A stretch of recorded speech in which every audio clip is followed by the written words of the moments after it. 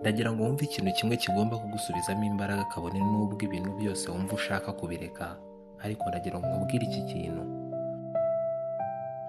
Niba wumva ikintu ugishaka rwose, iyo mpamvu ituma wumva ugishaka kandi wumva ugikeneye cyane ugakora cyane kugira ngo ukigereho, ni uko verisiyo yawe y'ahazaza yo yamaze kubigeraho.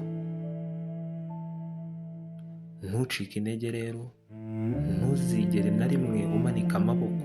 Inzitizi ni isanzure tutabasha kurenga ngo tumenye aho igarukira.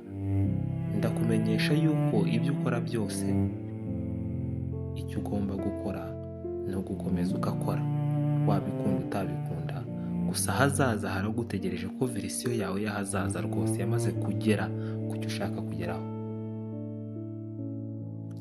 Gukomeza ugashyiramo imbaraga bisa nkaho ntacyo bikugezaho, kugeza hahandi utangiye kubona ibintu bihinduka kandi bihinduka nk'uko wabitekerezaga.